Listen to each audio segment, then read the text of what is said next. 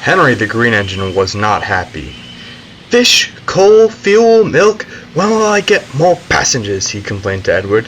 "No one else is as strong as me, so I have to suffer. This isn't fair." "You're essential, and keep the whole railway running," consoled Edward. "Isn't being stronger than everyone else something to be proud of?" "I don't care about that," Henry grouched. "I just want a rest and some peace." And Henry rolled away.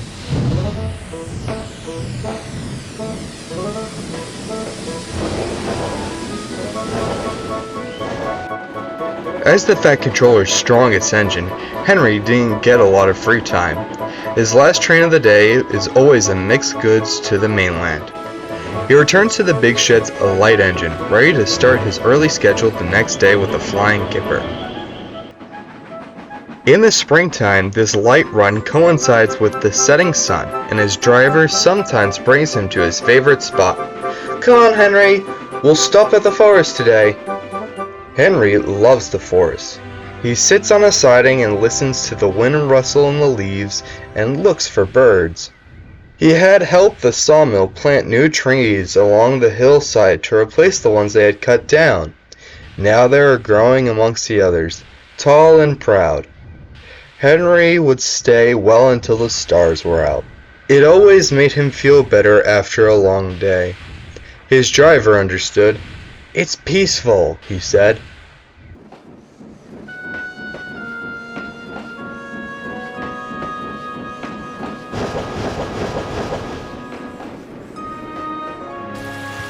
But one night, just as Henry pulled into the yards, a storm started. He had just entered the sheds as lightning lit up the sky. "Goodness me, that was a big one," Duck commented. "Listen to that wind blowing," Winston observed. "It kinda sounds like Gordon rushing by with the express," James joked. All the engines laughed except Henry. "I hope the forest will be okay," he said to himself quietly. By morning, the storm had subsided, but the damage had been done. "Trees have fallen on the line in the forest," Henry's driver told him. "We have to help clear up the mess." Henry was most worried. He rounded up as many flatbeds as he could find, and Toby brought a crane. When he got to the forest, men from the nearby sawmill were already starting to chop up the wood. Trees lay everywhere. The hillside was now bare. "What will happen to all the animals who live here?" Henry thought to himself.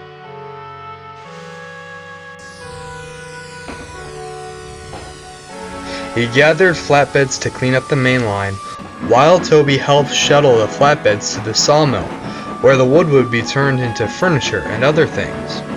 Toby watched as Henry sadly went about his work. The big green engine didn't say a word the whole time.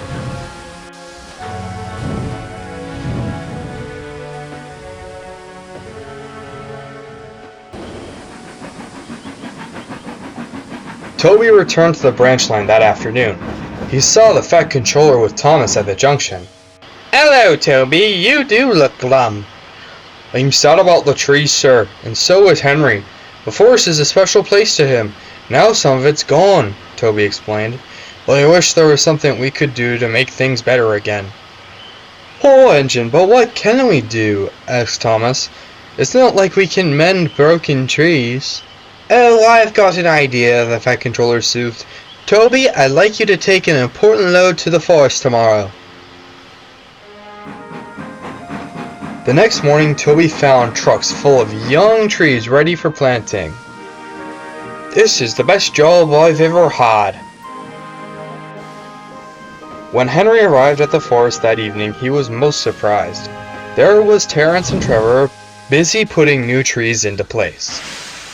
"Look, Henry," Terence called. "We're beginning again. The hillside will look better than ever before. You'll see." Now whenever Henry stops by the forest, he can see the new trees growing tall and strong amongst the others. Sometimes everywhere it's very quiet.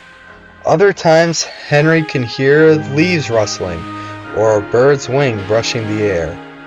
Always he is happy here.